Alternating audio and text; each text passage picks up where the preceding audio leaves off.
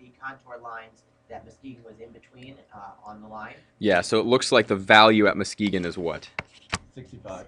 65, right? And what does it look like Ludington is at? Oh, are you allowed to go that far? 'Cause you're going over a hump. Ah, okay, you're going over a hump, so you know it's at 60. So what are we trying to do to find this directional derivative? So we have 65 at Muskegon. Great. Okay, what next? Yeah, 60 over 70. 60 over 70. Wait, 60 over what? 60 minus 70. Well, it's not. It's not. It should be positive because you're going up. You're going up. It should be positive because you're going uphill. So yes, and they estimated 0.36. That's fine. Is that pretty good? Yes. Because we estimated this distance right here to be about 30. That's what he estimated it about to be. Guys, squibbling over like 25 or 30. This is an estimate, right? Again, kind of projected this yesterday. Just be okay with it. Like if you would, basically, I would have accepted any answer from like 0.2 to 0.4 on this, or 0.5. Like if you had gotten one of those, I'd be primarily looking for, is it positive? And is it between those values? Right, exactly. You understand what I'm saying?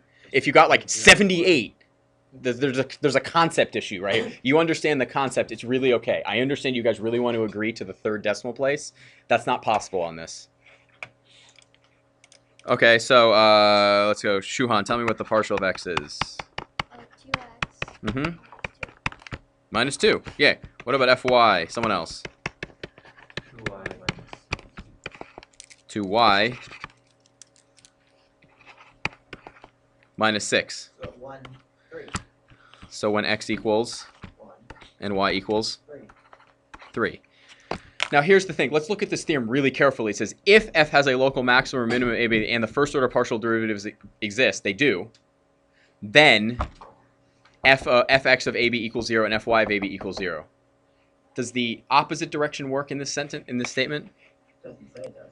Record 1 for the first term. x minus 1 squared plus 1, right? So what else are we going to... So if we do this out right here, you end up with minus x and it comes up with plus 1, so we're going to have to do what?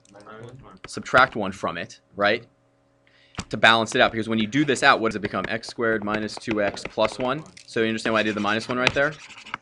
So then this becomes minus 3 squared plus 9, so 9. plus 14. So what is this sum? What does this come out to? Squared plus y minus 3 squared what?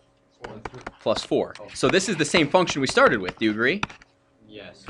So what did we just do? The partials told us what kind of shape is this? Do you remember what this is called? No, it's not a circle. It's an ellipsoid. Ellipsoid. I think that's the right word. Well, it's not an ellipse. What is it? I think it's a hyperboloid, isn't it? Oh. Right? Because it looks like a hyperbola. It's going to keep on getting bigger. I thought one of them must be negative for me. No. I think it's a hyperboloid. I think it's what it called. I don't. Oh, elliptic. Sorry. Ellipsoid. This can be geometrically with an elliptic paraboloid. Thank you. Sorry. Okay. You're absolutely right. Elliptic parabola. Alright, we need to combine. Elliptic paraboloid. Look at the graph. So here's the question. If you're at 1, 3, what's the output value?